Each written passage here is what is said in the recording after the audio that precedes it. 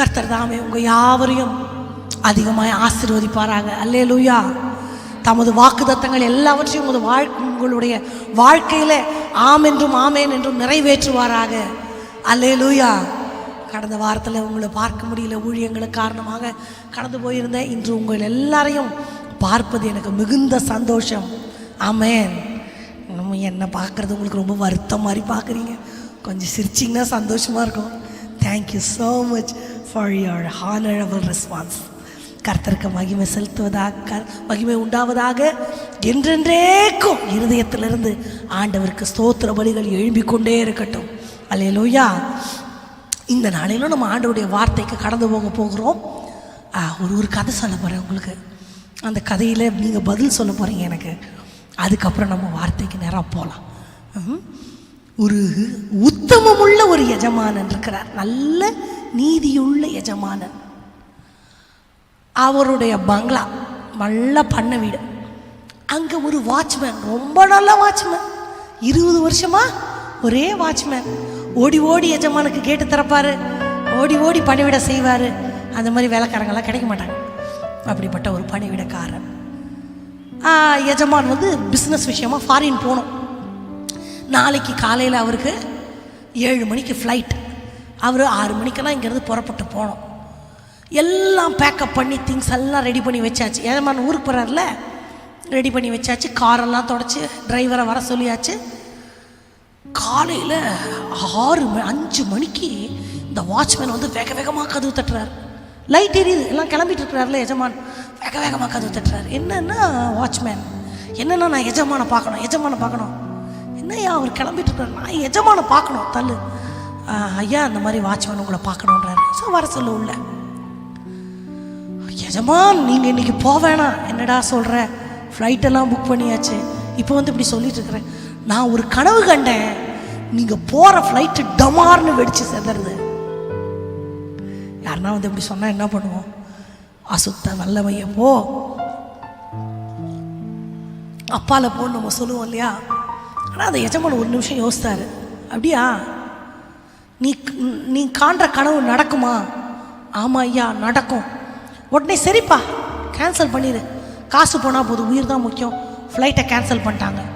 9 மணிக்கு டிவியை ஆன் பண்ணால் கரெக்டாக அதே மாதிரி அவர் போகிறேன்னு சொன்ன ஃப்ளைட்டு ஏதோ ரிப்பேர் ஆகி காட்டில் ஏதோ ப்ராப்ளம் ஆயிடுச்சு.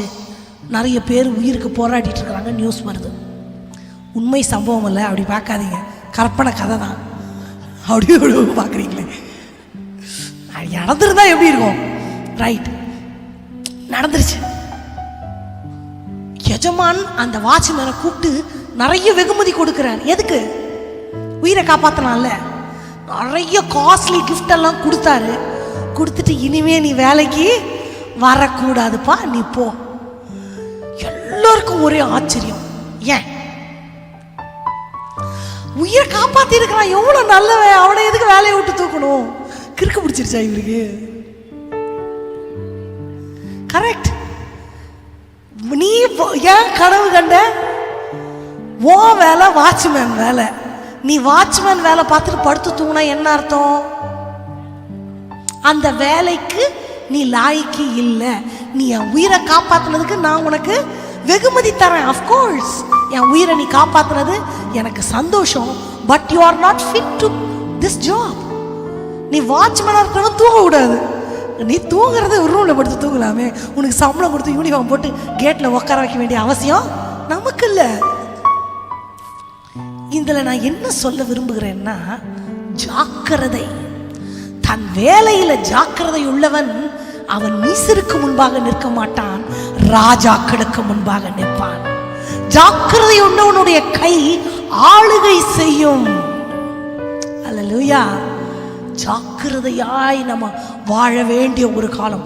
கூடுமானால் தெரிந்து கொள்ளப்பட்டவர்களும் வஞ்சிக்கப்படக்கூடிய ஒரு காலத்தில் நம்ம வாழ்கிறோம். அப்படின்னா எல்லாமே தெரியும், தெரிஞ்சு என்ன பண்ணிட்டோம்? தொபுக்கடின்னு போய் விழுந்துட்டோம். அங்க டேக் டைவர்ஷன் போர்டு இருக்கும். மெதுவா போனாதானே போர்டை பார்த்து பிரேக் போட முடியும். நம்ம தான் 70 120 எல்லாம் போவோம். பிரேக் போடுறதுக்குள்ள போர்டெல்லாம் தாண்டியாச்சு, விழுந்தாச்சு. ஜாக்கிரதை என்பது என்ன, ஏன் நாம் ஜாக்கிரதைப்பட வேண்டும் அப்படிங்கிற ஒரு காரியத்தை இன்னைக்கு பார்க்க போகிறோம். இந்த வாட்ச்மேன் கதை ஜாக்கிரதையெல்லாம் ஒரு பக்கம் வச்சிடலாம். இன்னொரு டாபிக்கு நம்ம போகிறோம். போயிட்டு அதுக்கப்புறம் இந்த ஜாக்கிரதைக்கு மறுபடியும் யூட்டர்ன் போட்டு வரலாம். லெட் அஸ் டர்ன் அ பைபிள். நம்ம வேதத்தை ஒரு வசனத்திற்கு நேராய் திருப்பிக் கொள்ளலாம். சங்கீதங்களின் புஸ்தகம் 38வது சங்கீதத்துக்கு நேராக நம்ம திருப்பிக் கொள்ளலாமா? நீங்கள் எல்லாரும் எடுத்து எல்லாரும் என் கூட சேர்ந்து வாசிக்கணும்னு எனக்கு ஆசை. So please turn your Bibles. ஆமாம், 38வது சங்கீதத்தில் 17வது வசனத்தை நம்ம எல்லாரும் சேர்ந்து படிக்க போகிறோம். எல்லாரும் திருப்பிக் கொள்ளலாம். பழைய ஏற்பாட்டில் 693வது பக்கம், 38வது சங்கீதம் 17வது வசனம் படிக்கலாமா? நான் தடுமாறி விழ ஏதுவாய் இருக்கிறேன், என் துக்கம் எப்பொழுதும் எனக்கு முன்பாக இருக்கிறது. மறுபடியும் படிக்கலாமா? நான் தடுமாறி விழ ஏதுவாய் இருக்கிறேன், என் துக்கம்.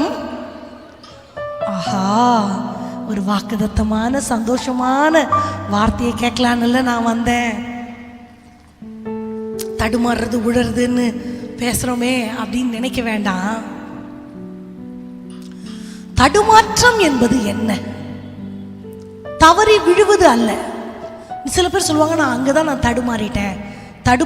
நம்ம உடனே தடுமாற்றம் உடனே தப்புன்னு நினைக்கிறோம்.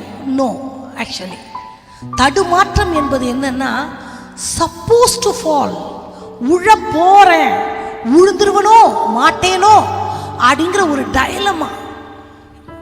சில பேரை பார்த்தா அவங்க எப்ப எப்படி முடிவெடுப்பாங்கன்னு கெஸ்ஸே பண்ண முடியாது. மதில் மேல நிக்கிற பூனைன்னு சொல்லுவோமா? அந்த பூனை இப்படி குதிக்குமா அப்படி குதிக்குமா சொல்லவே முடியாது. ஒத்தையா ரெட்டையா இந்த காயின்ல போடுவோம்ல, இந்த காயின் எப்படி சுத்தி விடுவோம், தலை விழுமா பூ விழுமா நம்மளுக்கு கெஸ் பண்ண முடியுமா? நம்மளுக்கு தெரியாது. எது விழுதோ அதுதான், விழுந்தது தான். அந்த மாதிரி நிற்கிற ஒரு நிலைவரமற்ற ஒரு மதில் மேல நிற்கிற சூழ்நிலையை தான் தடுமாற்றம். இந்த தடுமாற்றம் தான், தடுமாற்றத்தினுடைய அடுத்த ஸ்டெப்பு தடம் மாற்றம் அப்படின்னு பரிசுத்தவான்கள் சொல்றாங்க. மறுபடியும் சொல்றேன், தடுமாற்றத்துக்குள்ள நான் இருக்கிறேன்னா அடுத்து நான் தடம் மாற போகிறேன் என்பதுதான் நிச்சயமான நிதர்சனமான உண்மை. சரி, தடுமாற்றம்னா என்னன்னா நான் சொன்னேன், அது அதான் ஒரு வேவரிங், ஒரு ஆக்ஸலரேட்டட். எப்போ என்ன இவங்க எப்படி இருப்பாங்கன்னா, ஆண்டவரை தெரியாதவனா ஜோசியக்காரங்கிட்ட போய் என் எதிர்காலம் நான் சொல்லு. ஊழியக்காரங்கிட்டே ஜெபம் பண்ணிக்கிறது தப்பு இல்லை. ஆண்டவர் என்ன சொன்னார், என்ன வெளிப்படுத்தினார், இதேதான் எல்லார்கிட்டையும் போனா. ஆண்டவர் வெளிப்படுத்துறது உண்மை. ஆனா 24 மணி நேரமும் எல்லாரும் மூலியமாவெல்லாம் வெளிப்படுத்த மாட்டார். ஒரு சிலருக்கு அந்த வரங்கள் இருக்கும். அப்படிப்பட்ட ஊழியக்காரங்க தான் அப்படிப்பட்ட வெளிப்பாடுகளை பற்றி சொல்லுவாங்க. அதுவும் ஆண்டவர் சொன்னாதான் சொல்லுவாங்க. எல்லாருக்கும்லாம் வாய்ப்பாடு மாதிரி படிச்சு ஒப்பிக்க மாட்டாங்க.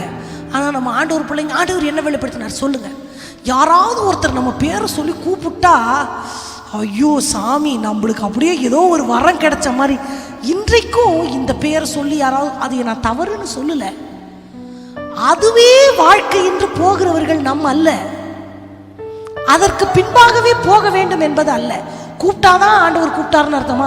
டெய்லி காலையில 4 மணிக்கு நம்மளை கூப்பிட்டுக்கிட்டே இருக்கிறாரு. அப்பெல்லாம் பிறண்டு படுத்து தூங்கிவிட்டு ஊழியக்கார் யாராவது ஒருத்தர் கூப்பிட்டா மட்டும் உற்சாகமா பைபிள் தூக்கிட்டு போகணும்னா அது ரைட்டா? ஆண்டவருடைய வார்த்தைக்கு செவி கொடுக்கிற மனிதர்கள் நாம். ஆண்டவரை பார்த்து வாழ வேண்டியவர்கள். இப்போ இந்த தடுமாற்றத்தில் இருக்கிறவங்க என்ன தெரியுமா, அவங்களுக்கு தான் எதை செய்யறது என்ன பண்ணுறது குழம்பிக்கிட்டே இருக்கிறது. என்ன செய்யறதுனே தெரியல. இவங்க யாரை பார்க்குறாங்களோ அவங்கள மாதிரி மாறிடுவாங்க. ஒரு பார்த்தா அப்படி நல்ல ஸ்பிரிச்சுவலாக இருக்கிறவங்களோட சேர்ந்தா அப்படி, ரொம்ப ஸ்பிரிச்சுவலே இல்லாதவங்களோட சேர்ந்தா அந்த மாதிரி, ஜாலி விரும்பிங்களை பார்த்தா ஜாலி, ஹோலி விரும்பியை பார்த்தா ஹோலி. யார் தனக்கென்று ஒரு வழியை நியமிக்காமல் எப்ப வேணா எப்படி வேணா மாறுவேன் அப்படிங்கிற மாதிரி ஒரு மனநிலைமையில இருக்கிறதற்கு பேர் தான் என்ன? தடுமாற்றம். நல்ல வழியில தான் போய்கிட்டு இருக்கிறோம், ஆனா எப்போ இப்படி பிறண்டு போவோம்னு நமக்கே தெரியாது. அதுதான் தடுமாற்றம். ஆனா வேதம் தடுமாறுகிறவர்களாக இருப்பதற்கு நம்மை அழைக்கல. தெளிந்த புத்தியுடையவர்களாய், ஜாக்கிரதை உள்ளவர்களாய், திருவசனத்தை பற்றி கொண்டவர்களாய், நிலைவரமான அஸ்திபாரத்தில் ஊன்றி கட்டப்பட்டவர்களாய் வாழ்வதற்கு நீங்களும் நானும் அழைக்கப்பட்டவர்கள். நான் தடுமாற்றத்தில் இருக்கிறேனா? பேதுரு சொல்லுகிறார், நாம தெளிவோடு நடக்க வேண்டும். தெளிந்த புத்தி உள்ளவர்களாய், தடுமாற்றம் இல்லாத நிலைவரமான வாழ்க்கையில வாழ வேண்டும் என்று நாம் அழைக்கப்பட்டவர்கள் என்று பேதுரு நம்மை எச்சரிக்கிறார், வலியுறுத்துகிறார். நான் அப்படி தடுமாற்றத்துக்குள்ள இருக்கிறேனா? நான் சொன்னேன், தடுமாற்றத்தில் இருக்கிறோம்னா எப்படி வேணா விழுவோம். அப்போ அதனுடைய அடுத்த கட்டம் என்னதான்? நான் தடுமாறவே இல்லைப்பா, நான் ஸ்டேபிளா நிற்கிறேன் அப்படின்னோம்னா நம்மளுக்கு அந்த தடுமாற்றம், அந்த வார்த்தைக்கு நமக்கு சம்பந்தம் இல்லை. எங்க நான் ஒருவேளை தடுமாற்றத்தில் இருக்கிறேனோ அப்படின்னு நினைப்பு வருதுன்னா அடுத்து நான் விழப்போகிறேன். நான் நிற்கிறேன் என்று சொல்லுகிறவன் விழாதபடிக்கு எச்சரிக்கையாக இருக்க கடவன். அப்போ அந்த ஒரு நிலை வரத்தை வேதம் அதிகமாய் வலியுறுத்துகிறது. நான் தடுமாற்றத்தில் தான் இருக்கிறேனா அப்படின்னு ஒரு செக்கப் பண்ணிக்கிறதுக்கு நிறைய காரணங்கள் இருக்கிறது. ஒரு 3 காரியங்களை மட்டும் உங்களுக்கு நான் வலியுறுத்தி ஒன்றை மட்டும் உங்கள் இருதயத்தில் நீங்கள் பதித்து கொள்ளும்படி, அதுதான் கீ, எல்லாவற்றுக்கும் கீயான ஒரு வார்த்தையை உங்களுக்கு நான் சொல்ல விரும்புகிறேன். நான் தடுமாற்றத்தில் தான் இருக்கிறேனா? நான் தடுமாறுகிறவனா? நான் மதில் மேல நிற்கிற பூனையா? ஒருவேளை நான் தடம் மாறி போவதற்கு நிறைய வாய்ப்புகள் என்னை சுற்றி இருக்கிறதா? நான் நிலைவரமற்று இருக்கிறேனா அப்படிங்கிறத ஆண்டவருடைய பிள்ளைகள் யோசித்து பார்க்க வேண்டிய ஒரு காலகட்டம். முதல் நான் செக் பண்ணிக்க வேண்டியது என்னன்னா, நான் அட்ராக்ஷன் விரும்பியா? முதல் எனக்கு கேட்க வேண்டிய கேள்வி என்ன? எனக்கு அட்ராக்ஷன் ரொம்ப பிடிக்கும். எதா இருந்தாலும் கண்ணை கவர்றதுன்னா எனக்கு ரொம்ப பிடிக்கும் அப்படின்னா பல தடவை நான் கேள்வி கேட்டுக்கொள்ள வேண்டும். நான் தடுமாறக்கூடாது. நான் தடுமாறுறவன். இந்த தடுமாற்றத்தில் இருக்கிறவர்கள் எப்பவுமே அந்த அட்ராக்ஷனை மட்டும்தான் பார்ப்பாங்க. கண்ணுக்கு அழகான காரியத்தில் நின்று கவனிக்க வேண்டும். All that glitters is not gold. Tamil அதுக்கு அழகான பழமொழி இருக்கிறது, மின்னுகிறது எல்லாம் பொண்ணு அல்ல. ரொம்ப ரொம்ப ரொம்ப பளபளப்பா இருக்குன்னா உண்மையா அது கோல்டு கிடையாது, அது கவரிங். கோல்டு அதை விட கொஞ்சம் டம்மியா தான் இருக்கும், ஆமாவா? அதே மாதிரி தான் ரொம்ப நல்லவங்களா தெரிறாங்கன்னா யோசிக்கணும், உண்மையாவே அவங்க நல்லவங்க தானா? ரொம்ப ரொம்ப ரொம்ப எல்லாம் ரொம்ப ஓவரா இருக்குன்னா பார்த்த உடனே ஆஹான்னு நம்பிடக்கூடாது. ஒரு நிமிஷம் நின்று ஆண்டவர் பிள்ளை யோசிக்கணும், இது ஏன் முன்னாடி மட்டும்தான் இது ஸ்டேஜ்டா, இல்லை உண்மையாவே இவங்க இப்படிதான் இருக்கிறாங்களா? எல்லாவற்றையும் பகுத்து ஆராய்வது. பார்த்த உடனே பிடிச்சா ஓகே அப்படின்னு அப்படின்ற மனநல நமக்கு இருந்துச்சுன்னா நம்ம தடுமாற்றத்துக்குட்பட்டவர்கள், நம்ம மதில் மேல நிற்கிற பூனை என்று அர்த்தம். தவறு அல்ல, நீங்க தவறானவர்கள், நீங்க விழுந்து போனவர்கள் இல்லை, அதுக்கு முந்தின ஸ்டேஜ்ல டேஞ்சர் ஜோன்ல இருக்கணும் அப்படின்னு அர்த்தம். இந்த அட்ராக்ஷன் விரும்புறவங்க அந்த ஒரு டைம் பீயிங் தான், அதுக்கு மேல யோசிக்க மாட்டாங்க. பார்த்த உடனே பிடிக்கும், அவ்வளவுதான். இதுக்கு நல்ல உதாரணம் யாரை சொல்லலாம்னா சிம்சோன். சிம்சோன் ஒரு எப்படின்னா பார்த்த உடனே அவருக்கு பிடிச்சிடும். அந்த பெண் என் கண்ணுக்கு இன்பமாய் இருக்கிறாள். அவர் நடந்து போறாரு, தேன் இருக்குது. தேன் நல்லதா? நல்லது. மருத்துவ குணம் இருக்கா? இருக்கு. உடம்புக்கு நல்லதா? நல்லது. யார் வேணா சாப்பிடலாமா? ஆமா. வேதமே தேனுக்கு ஒப்பிடப்பட்டிருக்கு. அவ்வளோ நல்லது தேன். நல்லது தானே, டபக்குன்னு எடுத்து சாப்பிட்டார். அவர் சாப்பிட்டது உண்மை, அவருக்கு அப்படியே பலன் வந்தது உண்மை.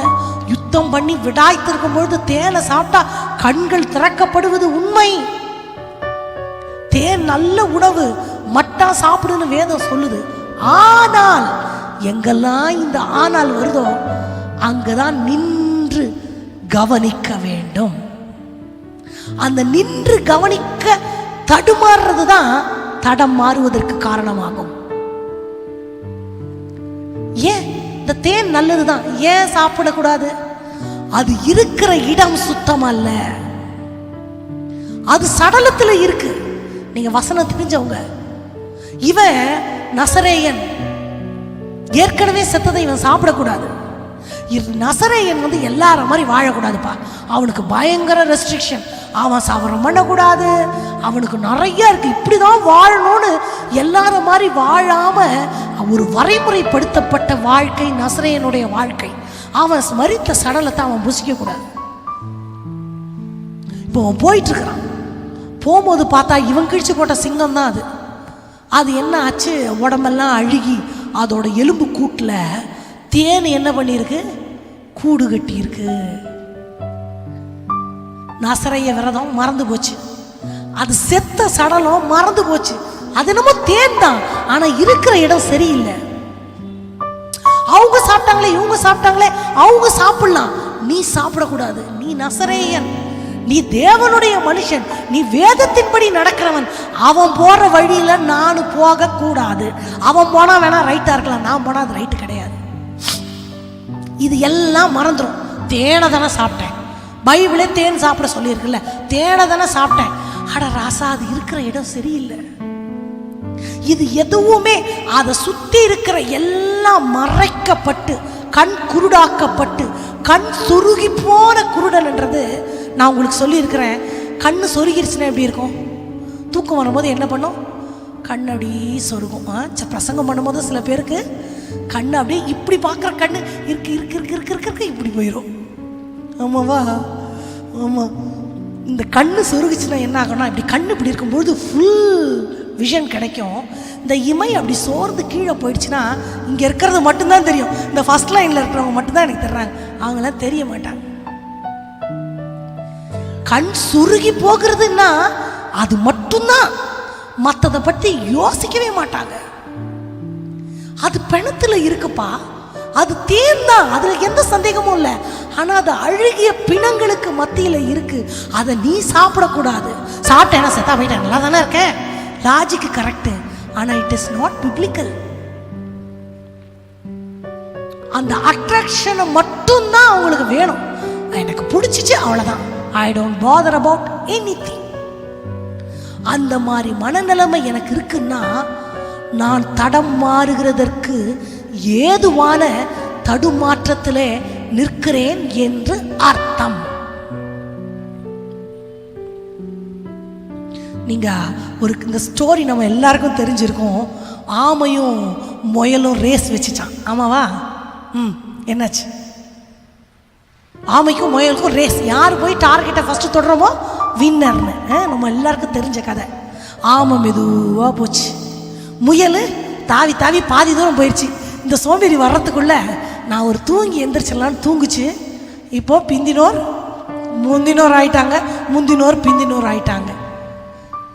வேகம் இருந்தது உண்மை, இது சோம்பேறின்றதும் உண்மை. அப்புறம் எப்படி ஜெயிச்சிச்சு? ஒரு நிமிஷம் தூங்கினா என்ன, அது வர்றதுக்குள்ள அங்கதான் அந்த தடுமாற்றமும் தடமாற்றமும் உண்டானது. அந்த ஒரு இடத்துல இதுதான் சுறுசுறுப்பாச்சு. இதுக்கு எதுக்கு தூக்கம்? தூக்கமாவது ஒன்றாவது 4 வாட்சல்ல அதை போய் தொட்டுட்டு வந்து எவ்வளோ நேரம் தூங்கினா என்ன, இதெல்லாம் மறந்துடும். நான் ஒருவேளை தூங்கும் போது அதை தாண்டி போயிடுச்சுன்னா என்ன நடக்கும்? எதுவுமே தோணாது. ஒன்றுன்னா அதை மட்டும்தான் நினைக்கும். அது வரத்துக்குள்ள நான் தூங்கிடுவேன், அவ்வளோதான். அட்ராக்ஷன் ரொம்பவே அட்ராக்டிவாக இருக்கு, அதனால தான் அது பேர் அட்ராக்ஷன். அது பாவமாக இருக்கலாம், எதா வேணா இருக்கலாம். அது அடுத்த பாயிண்ட்டுக்கு நான் வர்றேன். அது பார்க்கறதுக்கு ரொம்ப அட்ராக்டிவா இருக்கிறதுனால தான் அதுக்கு பேரே அட்ராக்ஷன். ஆனா ஆண்டவர் புள்ள ஒரு நிமிஷம் நின்று யோசிக்கணும். அழகா இருக்கிறது உண்மை, விலை குறைவா இருக்கிறது உண்மை, ஒருவேளை டூப்ளிகேட்டா இருக்குமோ நினைக்க வேண்டும். சடன் தீர்மானம் எடுக்க கூடாது. அந்த அட்ராக்ஷனை பார்த்தோன்னே ஒரு மயக்கம், ஒரு போதை, எதையுமே யோசிக்க மாட்டேன் அவ்வளவுதான் அப்படின்ற மனநிலைமை நம்ம யாருக்குமே இருக்கக்கூடாது. வேதம் அதை ரொம்ப ரொம்ப எச்சரிக்கிறது. ரெண்டாவது சிம்சோன் இதற்கு ரொம்ப நமக்கு நல்ல ஒரு உதாரணம். ரெண்டாவது, இது வேதத்தில் நிறைய இடத்துல சொல்லப்பட்டிருக்கு. ஆனால் குறிப்பிட்ட உங்களுக்கு புரிதலுக்காக ஒரு வார்த்தையில் நான் சொல்லுகிறேன். அந்த வார்த்தை நம்மளுக்கு ரொம்ப பரிச்சயமானு எனக்கு தெரியலை, எனக்கு புதிதாக இருந்தது ஒரு 5 வருஷத்துக்கு முன்னாடி. ஆத்தும பிணைப்பு அப்படின்னு. இந்த ஆத்தும பிணைப்புன்றது என்னன்னா, இந்த ஆத்தும பிணைப்பை பற்றி சொல்கிறேன். நம்மளுக்கு உறவுகள் ரொம்ப முக்கியம், ஆமாவா? கிறிஸ்தவ வாழ்க்கை எப்படின்னா, சிலுவை உங்களுக்கு தெரியும், நான் சொல்லியிருக்கிறேன். இப்படி வெர்டிக்கல் ஒன்று, ஹாரிசான்டல் ஒன்று, இந்த 2 சேர்ந்தது தான் சிலுவை. இந்த சிலுவை வெர்டிக்கல் என்னன்னா, மனிதன் தேவனோடு உறவு கொள்ள வேண்டும், தேவனும் மனிதனோடு உறவு கொள்ளுவார். இதுதான் இந்த சிலுவையினுடைய வெர்டிக்கல் அவர் நம்மளுக்கு ரீப்ரசன்ட் பண்ணுறது. அதுதான் அந்த ஹாரிசான்டல் என்றது என்னன்னா, இப்படி விரிக்கப்பட்ட அந்த சிலுவையினுடைய படுக்கை கிடையான கட்டை உலகத்தினுடைய மனிதர்களோடு உள்ள உறவுல பேலன்ஸ் இல்லைன்னு சொல்ல மாட்டேன். மனுஷ உறவே வேண்டாம் அப்படிலாம் சொல்ல முடியாது. நான் கல்யாணமே பண்ணிக்காம அப்படி இருந்தாதான் பரலோகம் போவேன் அப்படி வேதத்தில் சொல்லலை. ஏனோக்கு தேவனோடு சஞ்சரித்தவன், பிள்ளைகளை பெற்றான், குமாரத்திகளை பெற்றான், வேலை செஞ்சார், குடும்பத்தை பார்த்தார், தேவனோடு உறவு கொண்டார், எடுத்துக்கொள்ளப்பட்டார்.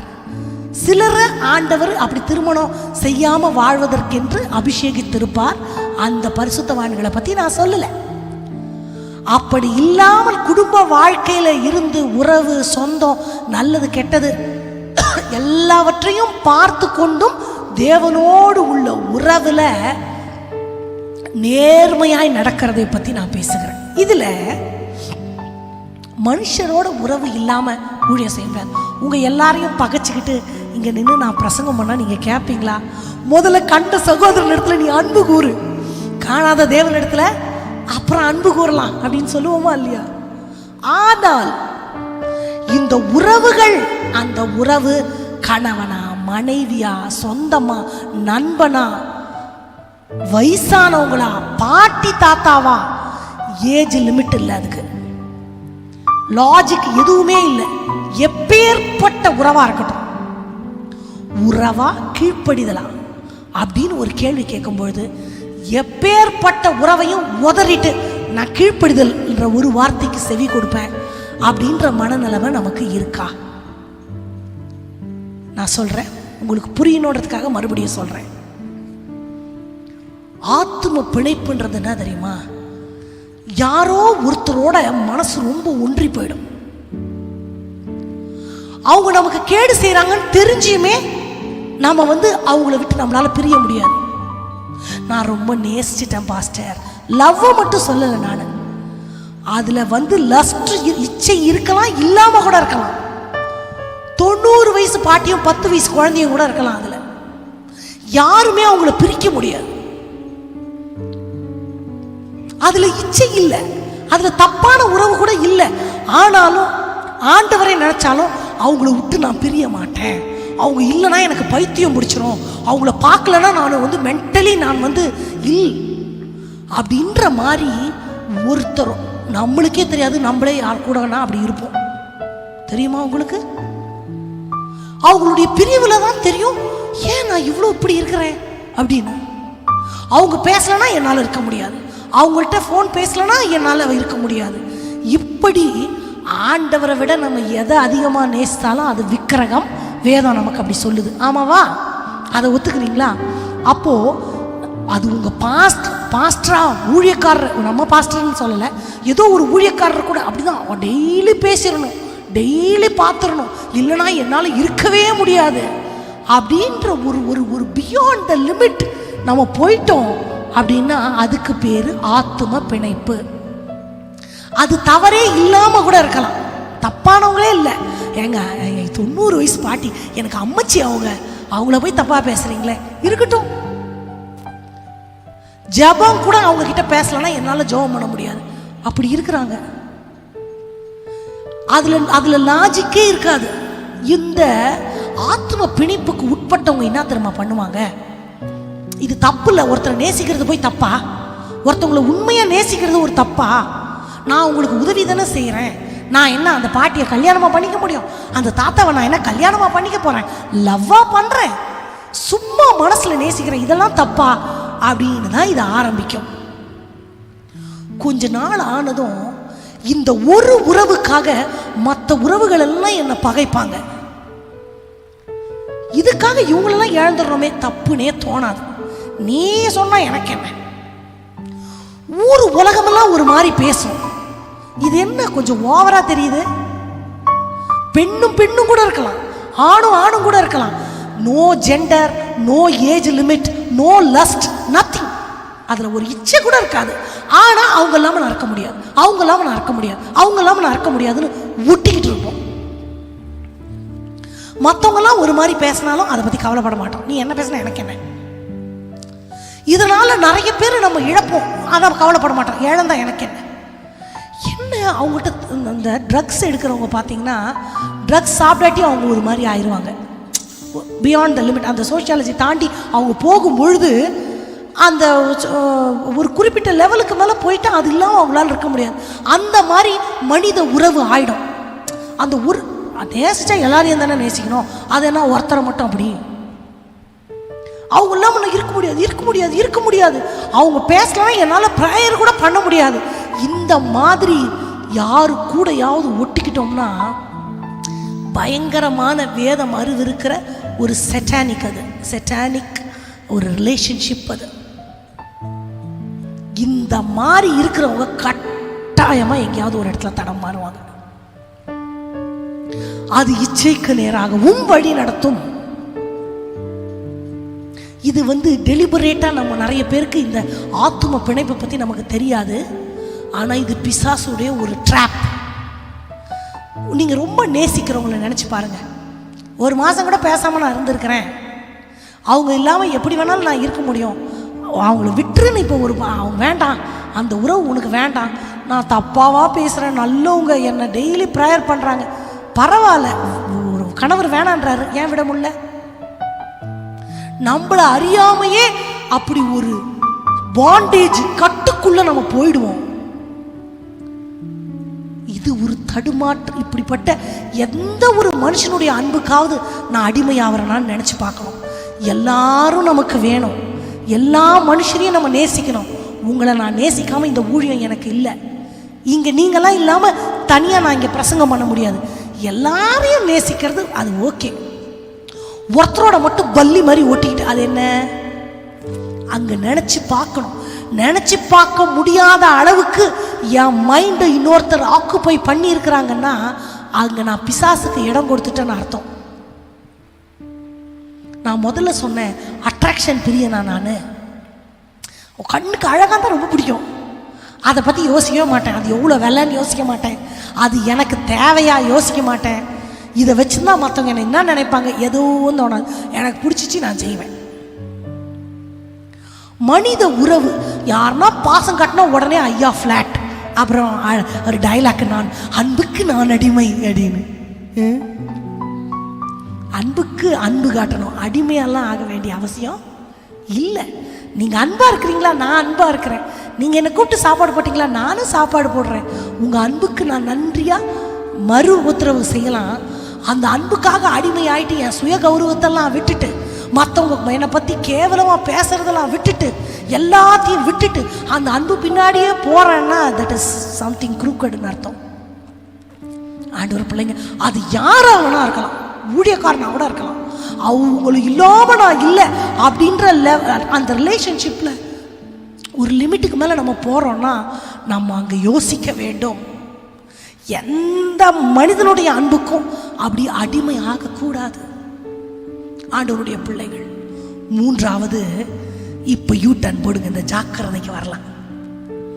இந்த ஜாக்கிரதை அப்படின்றது 24/7 வருஷம் நாள் முழுக்க 24 மணி நேரமும் எப்பவுமே அந்த சிந்தையோடு இருக்கிறதுக்கு பேர் தான் என்னது?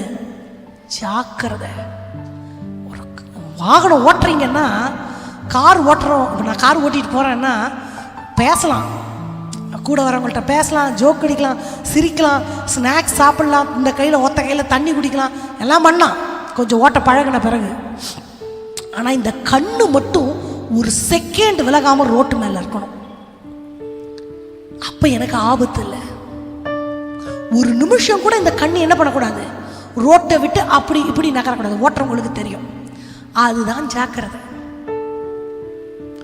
ஒரு இதை நான் ஃபிக்ஸ் பண்ணேன்னா அதை விட்டு வலதுபுறமாகிலும் இடதுபுறமாகிலும் பிசகாமல், அந்த குதிரைக்கு கடிவாளம் எதுக்கு தெரியுமா போடுறாங்க, அது கண்ணு அப்படிதான் பார்க்கணும். நமக்கு சத்தியம் தெரியும், வழி இதுதான் தெரியும். யாரோ ஒரு ஊழியக்காரர் தப்பு பண்ணாருன்றதுக்காக ஊழியக்காரரே பண்ணாரு, நான் பண்ணா என்ன, அவரு பாச்சு ஆண்டவராச்சு, நாம அப்படி செய்ய வேண்டிய அவசியம் இல்லை. அவங்க பண்ணது தானே நான் பண்ணேன், அது அது அந்த பேச்செல்லாம் நமக்கு ஆகாது. நாம அழைக்கப்பட்ட, நான் சொன்னேன், ஒவ்வொரு தனி மனிதனுக்கும் ஆண்டவருக்கும் உறவு. ஆமாவா? இல்லைன்னா இந்த வேதம் கிரீக்ல ஹீப்ரூலயே இருந்திருக்கட்டுமே. எதுக்கு பாஷை தெரியாத மிஷினரிங்க இங்கே வந்து ரத்தத்தை சிந்தி உயிரை கொடுத்து இந்த பாஷையை, தமிழை ரொம்ப கஷ்டம் படிக்கிறது. ஆங்கிலத்தில் எத்தனை எழுத்து, தமிழில் எத்தனை எழுத்து, மண்டையே குழம்பி போயிடும். ஒரு பாஷையை கற்றுக்கிறதுன்றது அவ்வளோ லேசு இல்லை. அவங்களுக்கு சம்மந்தம் இல்லாத பாஷையை டிரான்ஸ்லேட் பண்ணி ஏன் தாய்மொழியில் நமக்கு கொடுத்துருக்குறாங்க. தேவனோடு உறவு என்பது அதுக்கு லீடரு எதுவும் இருக்கட்டும், ஆனால் டெய்லி உறவு கொள்றது நான் ஆண்டவர், அவ்வளோதான். அதுக்கு இடையில வேற யாருமே இருக்க வேண்டிய அவசியமே இல்லை. எனக்கு ஆலயம் தேவை, ஆராதனை தேவை, ஆலோசனை தேவை, வழி நடத்துறவங்க தேவை. ஆனால் டெய்லி ஆண்டவரோட நான் பேசுறதுக்கு எனக்கு யாருமே தேவையில்லை. நான், என் பைபிள், என் ஆண்டவர், அவ்வளோதான். இந்த டீச்சிங் ஒவ்வொரு மனுஷனும் டெய்லி செய்ய வேண்டிய ஒரு காரியம் இது. அப்போ இதுதான் வேதம், இதுதான் ஆண்டவர் உனக்கு வழி காமிச்சாச்சு. இனி பின்னானவைகளை கடந்து லக்கையை நோக்கி போய்கொண்டே இருக்க வேண்டும். அதுலதான் ஜாக்கிரதை. நியமிக்கப்பட்ட சட்டங்கள் மாற்ற முடியாதவைகள். சட்டம் என்பது என்ன? அன்பிரேக்கபிள். அதை மாற்றவே முடியாது. ஆண்டவரால் எல்லாம் முடியும் தான். எங்க நீங்க போன காலத்துல திரும்ப எடுங்க பார்க்கலாம், முடியாது. நேற்றைய தினத்தை இன்னைக்கு நீங்க எடுக்க முடியாது. போனதுதான். தட் இஸ் கால்ட் லா. தடுமாறுகிறவன் தடம் மாறுகிறான்னு நான் சொன்னேன். போய்கொண்டே இருக்கிறோம். நான் அடிக்கடி உங்களுக்கு சொல்லி இருக்கிறேன், அதனால லைட்டா நான் சொல்றேன். 1 hourல அங்க போய் சேரணும். இங்க புறப்படுற நான் 1 hourல அங்க போய் சேரணும். நேராக போனால் பரவாயில்ல. இந்த ரோடு நல்லா மரம் சூழ்ந்துருக்கு, தண்ணி பக்கத்தில் போகுது, இந்த ரோட்டில் போனால் கொஞ்சம் நல்லா இருக்குமே. இல்லைப்பா, அது நீ போக வேண்டியதில்லை, இது அடுத்த ஊருக்கு வழி. போயாச்சு, 10 நிமிஷம் போயாச்சு. போன பிறகு தெரியுது இது நான் போக வேண்டிய ஊர் கிடையாது. யூட்டர்ன் போடு. போன 10 நிமிஷம், ரிட்டன் 10 நிமிஷம், 20 நிமிஷம். சொன்ன நேரத்துக்கு அந்த இடத்துக்கு போக முடியாது. 20 நிமிஷம் லேட்டாக தான் போக முடியும். இதுதான் லா. எங்க நான் ஜாக்கிரதையை இழக்கிறேனோ, எங்க நான் தடுமாறி விழுகிறேனோ, அந்த இழப்புகளை நான் சந்தித்துத்தான் ஆக வேண்டும். அது ஒண்ணுமே பண்ண முடியாது. அதனால தான் ஆண்டவர் சொல்றாரு, ஜாக்கிரதை, ஜாக்கிரதை உள்ளவனாகிரு. அந்த பாதையில வலதுபுறமாகலும் இடதுபுறமாகலும் சாயாம ஆண்டவர் எனக்கு காண்பித்த பாதையில ஓடிக்கொண்டே. ஹல்லேலூயா. எப்பவும் ஜாக்கிரதையோடு இருக்கிறதற்கு நம்ம இருதயத்தை நம்ம தகுதிப்படுத்தி கொள்ளணும். அப்படி இருக்கும் பொழுதுதான் நம்ம ஆளுகை செய்ய முடியும். அஜாக்கிரதையுடையவர்களாக இருந்தா நம்ம தடுமாறுகிறவர்கள். நீங்க பார்த்தீங்கன்னா, நம்ம ஸ்கூல் படிக்கும் பொழுது அந்த மேக்ஸில் எல்லா சப்ஜெக்ட்டுமே மிஸ்ஸு கூப்பிட்டு சொல்லுவாங்க, கேர்லெஸ் மிஸ்டேக் அப்படின்னா என்ன அர்த்தம்? எனக்கு பதில் தெரியும்ன்றது அந்த டீச்சருக்கு தெரியும். இங்கே டீச்சர்ஸ் இருந்தால் உங்களுக்கு தெரியும், அந்த குழந்தைக்கு இந்த பதில் தெரியும்னு டீச்சருக்கு தெரியும். அது நல்லா படிக்கிற குழந்தை தெரியும், இந்த கேள்விக்கு பதில் அந்த குழந்தைக்கு கட்டாயமாக தெரியும். ஆனால் அது தப்பாக எழுதியிருக்கும், அது கவனக்குறைவில் தான் எழுதியிருக்குன்னு டீச்சருக்கு தெரியும். ஆனாலும் டீச்சர் மார்க் போட மாட்டாங்க. தப்புன்னா தப்பு தான். எனக்கு தெரியணும், உங்களுக்கு தெரியும்ல டீச்சர். ஆமாம், நான் கவனம் இல்லாமல் தானே பண்ணேன், கொஞ்சம் மன்னிச்சு மார்க் போடலாமே. இல்லை ராசா, ஆண்டவருக்கு தெரியும், நம்ம சத்தியத்தை தெரிஞ்சவங்க, பாதை இதுதான் தெரியும். கொஞ்சம் கவன பிசகுன்னா கூட மிஸ்டேக்காக தான் அது அக்கௌண்ட்ல வரும். அதனால தான் ஆண்டவர் சொல்றாரு, ஜாக்கிரதைப்படு. நான் சொன்னேன், வண்டி ஓட்டுறதுக்கு ஒரு ட்ரெயினர் எனக்கு சொல்லி கொடுத்துட்டாங்க. நீ இப்படி தான் வண்டி ஓட்டணும், இதுதான் ரோடு ரூல்ஸ் எல்லாம் சொல்லி கொடுத்துட்டாங்க. அவங்க வண்டியை கூட நான் ஓட்டிக்கலாம், அவங்க லைசன்ஸ் அவங்க லைசன்ஸை நான் வச்சுக்கிறேன்னு சொல்ல முடியுமா? அதுக்கு மேலே அடிபட்டுச்சுன்னா இவங்க எனக்கு தப்பாக சொல்லி கொடுத்தாங்க, நான் சொல்லிக் கொடுக்க முடியுமா? நான் சொல்ல முடியுமா? நான் பார்த்து பத்திரமா போய்க்க வேண்டியது என் வேலை. ஆண்டவர் பிள்ளைகள், அந்த ஜாக்கிரதை ஆண்டவர் அதுக்கு தான் நம்மை அழைத்திருக்கிறார். சத்தியத்தை அறிந்து கொண்டோம், வேதம் நமக்கு தெரியும், எல்லா சத்தியங்களையும் ஆண்டவர் நமக்கு காண்பிச்சிட்டார். அவங்கள பார்த்து அவங்க சரியில்லை, இவங்க சரியில்லை, அவங்க செஞ்சா தப்பு இல்லையா, நான் செஞ்சா தப்பா, அதெல்லாம் நமக்கு அந்த நியாயமெல்லாம் பேச முடியாது. கொஞ்சம் அசந்து தானே இப்படி பண்ணிட்டேன், அந்த பாசத்துக்காக தானே நான் இப்படி பண்ணேன். ரொம்ப அட்ராக்டிவா இருக்குதுன்னா ரொம்ப யோசிக்கணும். நான் ஓவரா பளபளன்னு இருக்கேன், கொஞ்சம் டூப்ளிகேட்டா இருக்குமோ? நான் அநியாயத்துக்கு நல்லவரா இருக்கிறாங்களே, என்கிட்ட மட்டும் நாடகம் ஆடுறாங்களா, யோசிக்கணும். மனித உறவுகள் நமக்கு வேண்டும், இல்லைன்னு சொல்லவே சொல்ல. கிறிஸ்தவ வாழ்க்கை தேவனோடு உள்ள உறவு மனித உறவோட பேலன்ஸ் பண்ணி பண்ணி பண்ணி தான் ஆண்டவரை போய் சேர முடியும். சுவிசேஷத்தை பிரசங்கிக்கணுன்றது மனுக்குலத்தின் மேல விழுந்த கடமை. எந்த மனுஷனையும் நேசிக்காம யாருக்கும் நான் சுவிசேஷம் சொல்ல முடியாது. ஆனாலும் அங்க ஒரு ஆண்டவருக்கு மேல ஒரு சாட்டானிக் பிணைப்பு, I'll say it is satanic. ஆத்தும பிணைப்பு என்பது பியூர்லி சாட்டானிக். நீங்க நினைச்சுக்கோங்க, எதை பத்தியும் நான் கவலைப்பட மாட்டேன், அவங்க தான் வேணும். நான் அல்லனா ஒரு மாதிரி ஆயிருவேன்னா நீங்க சாத்தானுடைய உறவுக்கு உட்பட்டுட்டீங்கன்னு அர்த்தம். எந்த மனுஷனுடைய அன்புக்கும் நான் அடிமையாக கூடாது. அன்பு எனக்கு வேணும், நானும் காண்பிப்பேன், ஆனால் நான் அடிமையாக முடியாது. அதுக்காக என்னோட அந்த சுய மரியாதை எல்லாத்தையும் இழந்துட்டு போய் நிற்க வேண்டிய அவசியம் இல்லை. அதற்காக நாம் அழைக்கப்படவில்லை. நாம் உன்னதமானவர்கள். உன்னதமான தேவனுக்கு செலுத்த வேண்டிய அன்பை அப்படிப்பட்ட கீழ்த்தரமான மனிதர்களுக்கு செலுத்தி விடாதீர்கள். உங்களை அடிமையாக்குகிற மனிதர்களுக்கு செலுத்தி விடாதீர்கள். மூன்றாவது, ஜாக்கிரதை. நான் முன்னாடி சொன்ன ரெண்டும் நம்ம விழுந்துட்டோன்னு வைங்களேன், ஒரு அட்ராக்ஷனை பார்த்து விழுந்துட்டோன்னு வைங்களேன், அந்த அட்ராக்ஷன் ஸ்பிரிச்சுவலாக கூட இருக்கலாம். ஜெபத்தை பார்த்து தான் அது அப்போ அவர் முன்னாடி ஜெபம் பண்ணியிருக்கோம் மற்ற நேரத்தில். ஆனால் அது அது அது கூட ஒரு அட்ராக்ஷன். அப்படி இருந்தால் தான் அப்படி ஓகே. ஆனால் அது உண்மையாக இருக்குதான்னு பார்க்கணும்.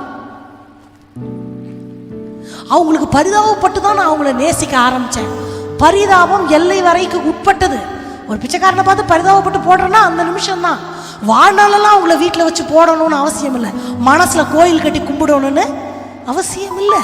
அது வரையறைக்கு உட்பட்டது, எல்லைக்கு உட்பட்டது, லிமிட்டுக்கு உட்பட்டது. அப்போ ஆண்டவர் பிள்ளைங்க அங்கதான் அந்த ஜாக்கிரதைன்ற ஒரு அளவுகோல் அங்கதான் வருது.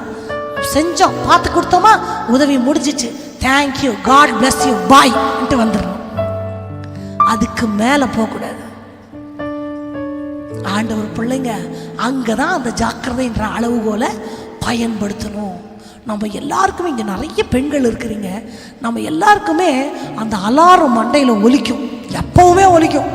ஒருத்தர் சும்மா அப்படி போனால் கூட இடிக்கிற மாதிரி வராரோ அப்படின்னு நம்மளுக்கு தோணும். அவர் பாவமாக போயிட்டு இருப்பார், நம்ம வண்டி நிற்கிது, அவர் வண்டியை நிற்கிது, நம்மளை ஃபாலோ பண்ணுறார், அவர் சிக்னலை பார்த்து நின்றுப்பார். நம்ம நினச்சிக்குவோம் இந்த அலாரம் பெண்களுக்கு ரொம்பவே ஒலிக்கும். மனித உறவாக இருக்கட்டும், ஒரு அட்ராக்டிவான எதாக வேணா இருக்கட்டும், வசனத்தோடு கூட அந்த ஜாக்கிரதை நமக்கு வேண்டும். நம்ம மனசுல அப்படி ஒன்று தோணுச்சுன்னா அந்த ஜாக்கிரதையில நம்ம நின்றுக்கணும். இருக்கலாம் எப்போ ஒரு சந்தேகம், அப்படியா, ஓ நான் ரொம்ப போறேனோ, இல்லை இல்லை இல்லை நான் கரெக்டாக தான் போறேன். அதுதான் தடுமாற்றம் இல்லாத வாழ்க்கை. தடுமாறுறதுக்கு நீங்களும் நானும் அழைக்கப்பட்டவங்க இல்லை. தடுக்கி விழுந்து விழுந்து எந்திரிக்கிறதுக்கு அழைக்கப்பட்டவர்கள் அல்ல. ஸ்ட்ராங்கா ஸ்டேபிளா நின்றுக்கிட்டு இன்னும் 4 பேரை தூக்கி விடுறதுக்கு அழைக்கப்பட்டவர்கள் நீங்களும் நானும். ஜாக்கிரதையோட வேதத்தை ஜாக்கிரதையோட அதை மனதில் இருத்தி வாழ்நாள் முழுவதும் அந்த வழியிலே நடக்கிறதற்கு. அல்லேலூயா, அல்லேலூயா. நம்புகிறவர்கள் எல்லாம் எழுந்து நின்று கண்களை மூடி ஆண்டவரை நோக்கி பார்க்கலாம்.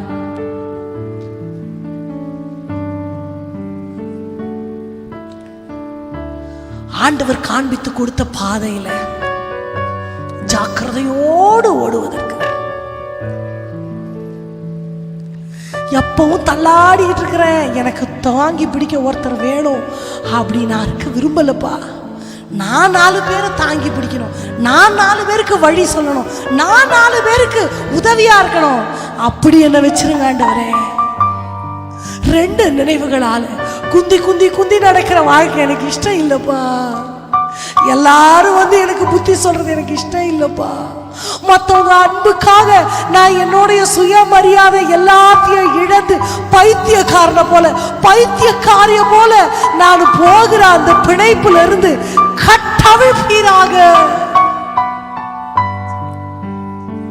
எதை பத்தியும் கவலை இல்லை, யார் என்ன சொன்னாலும் எனக்கு கவலை இல்லை. என் போக்கில் நான் போறேன்னு தன் இஷ்டத்துக்கு விடப்பட்ட காட்டு கழுதை அல்லப்பா நானு. எனக்கு கடிவாளம் போட்டு ஒரு உரிமையாளர் என் மேல உட்கார்ந்து இருக்கிறீங்க.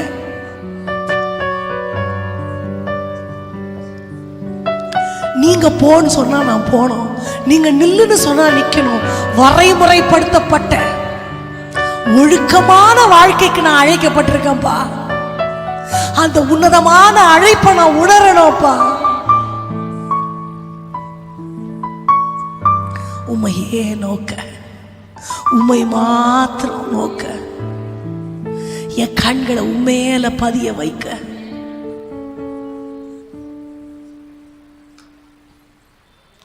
எல்லா ஆண்டவர்கிட்ட சொல்லுங்க, நான் யாரையும் பார்க்க மாட்டேன் ஆண்டவரே, யாருடைய அன்புக்கும் நான் அடிமையாக மாட்டேன் ஆண்டவரே. எந்த ஒரு அட்ராக்ஷனும் என் புத்தியை மதி மயக்க முடியாது. உங்க ஜாக்கிரதையோட நீங்க சொன்ன வழியில தான் நான் போவேன் ஆண்டவரே. திசை 4 மனிதர்கள் அடைத்தாலும் நான் நோக்கும் ஒரு திசை நீதானையா.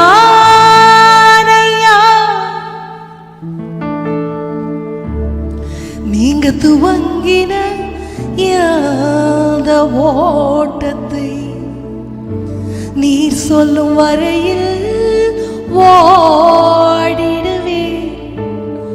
துவங்கின உம்மால் நிறைவேற்ற கூடும், அதை மட்டும் நம்பி ஓடிடுவேன். திசை 4 மனிதர்கள் அடைத்தாலும் நான் நோக்கும் ஒரு திசை நீர்தானையா. எனக்காகவே எப்பொழுதும் வானங்களை நீர் திறப்பவரே, தடையான பாதைகளை எனக்காக நீர் திறப்பவரே. நம்ம வாழ்ற வாழ்க்கைக்கு ஏதோ எல்லார மாதிரி உண்டாவதாகன்னு நம்ம எல்லாரையும் ஆண்டவர் அப்படி மாஸ் கிரியேஷன் பண்ணல. ஒவ்வொருவரையும் தனித்தனியா ரசித்து ரசித்து என் ஆண்டவர் உண்டாக்கி இருக்கிறார். நாம இங்க வாழணும், இப்படி வாழணும், திட்டம் பண்ணி தீர்மானம் பண்ணி ஒரு ரோடு போட்டு கோடு போட்டு இப்படிதான் நீ ஓடணும்னு வகுக்கப்பட்ட வாழ்க்கை. என் கண்களுக்கு கடிவாளம் விடுங்க ஆண்டவரே. நான் எந்த அட்ராக்ஷனையும் பார்க்க கூடாது. என் மனச விருத்த சேதனம் பண்ணுங்க ஆண்டவரே, அது உமக்கு மட்டும்தான். என் சிந்தைகளை ஜாக்கிரதைப்படுத்துங்க ஆண்டவரே. அதுல தடுமாற்றமே வேண்டாம். ரெண்டு நினைவுகளால குந்தி குந்தி நடக்கிறது இல்ல, நிலைவரமாக்கப்பட்ட ஒரு வாழ்க்கை. கண்களை பதித்து விடு கர்த்தராம் இயேசுவின் மேல். எல்லா கைகளை உயர்த்தி அப்பாட்ட சொல்லுங்க, என் கண்களுக்கு நீங்க கடிவாளம் போடுங்க, என் மனசுக்கு கடிவாளம் போடுங்க. என்னுடைய சிந்தைகள் எல்லாம் விருத்த சேதனம் அடைவதாக. உமக்கென்று உமக்கென்று உமக்கென்று ஓ சேவகம் எழுதி கொள்ளப்பட்ட ஒரு வாழ்க்கை, இஷ்டத்திற்கு ஓடுகிற வாழ்க்கை அல்ல. கடிவாளம் போட்டு அந்த கயிறு உங்க கையில இருக்கட்டும் ஆண்டவரே. சிலுவை சுமந்ததனா சிங்காசனம் அமர்ந்து விட்டா.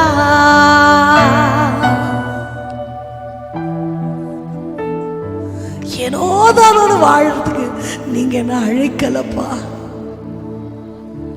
எப்படியும் வாழலான்னு வாழறதுக்கு அழைக்கப்பட்டவன் நான் இல்லப்பா. மறைவு கட்டப்பட்ட கிணறு, முத்தரிக்கப்பட்ட கிணறு, வேலி அடைக்கப்பட்ட தோட்டம், எனக்கு பாதுகாக்க ஒரு பாதுகாவலன் உண்டு. நான் புறம்போக்கு இல்ல. உழுகிறவர்கள் எல்லாம் என் மேல உழ முடியாது, கடந்து போகிறவர்கள் எல்லாம் என்ன வேடிக்கை பார்க்க முடியாது, குடி நரிகளும் சிறு நரிகளை என்ன கெடுத்து போட முடியாது. எனக்கு ஒரு உச்சிதமான எஜமானுடைய கையில நான் இருக்கிறேன். அறிக்கை பண்ணுங்க, சொல்லுங்க, வாயை திறந்து சொல்லுங்க. இங்க இருக்கிறவங்க யாராவது, இதை கேட்டுக்கொண்டிருக்கிற யாராவது எந்த மனிதனுடைய அன்புக்கு அடிபணிஞ்சிருக்கிறீங்கன்னா அந்த பிணையல்களை இப்போ ஆண்டவர் பிரேக் பண்றார். ரைட் நவ் அதிகாரத்தோட சொல்லுங்க, அந்த பிணையலை நான் முறிக்கிறேன், அந்த கட்டை நான் கட்டவிழ்க்கிறேன் இயேசுவின் அதிகாரம் உள்ள நாமத்துல. சொல்லுங்க, நீங்களே சொல்லுங்க, அந்த பிணையலை நான் வெட்டுறேன்ப்பா. It is belongs to Satan. அது சாத்தானுக்குரியது. ஆண்டவர் பிள்ளைங்களே, நீங்க எதுவும் நினைக்க வேண்டாம். நான் அடிமையா இருக்கிறீங்கன்னா நீங்க சொல்லுங்க, நான் அதை அறுக்கிறேன் ஆண்டவரே, வேற அறுப்புண்டு போவதாக. என் நேசம் உமக்கு மட்டும்தான் ஆண்டவரே. அவிழ்க்க முடியாத தண்ணீர்களால் அவிக்க முடியாது, அக்கினியினால அவிக்க முடியாது, தேவ தூதர்கள் வந்து சொன்னா கூட மறுக்க முடியாத அந்த உன்னதமான அன்பு உமக்கு மட்டும்தான் ஆண்டவரே. எந்த மனுஷனுக்கும் அதை கொஞ்சோடு கூட ஷேர் பண்ண மாட்டேன். அப்படி என் கூட சேர்ந்து ப்ரே பண்ணவங்க அட்ராக்ஷன் பின்னாடி நான் போக மாட்டேன். நின்று யோசிப்பேன், இது உண்மைதானா, இது ஒர்த்து தானா அப்படின்னு நான் யோசிப்பேன். பார்த்தோன்னே மயங்கிற ஆளு நான் இல்லை. ஏன் தெரியுமா? என் கண்ணை நான் ஆண்டவர் மேல பதிய வச்சிருக்கேன். அப்படி தீர்மானமா ஆண்டவர்கிட்ட சொல்லிட்டு என் கூட சேர்ந்து இந்த பாட்டை பாடுங்க. சொல்றதுக்கு திராணி இல்லைன்னா அப்பாட்ட அழுங்க, அழுது கேளுங்க அப்பாட்ட.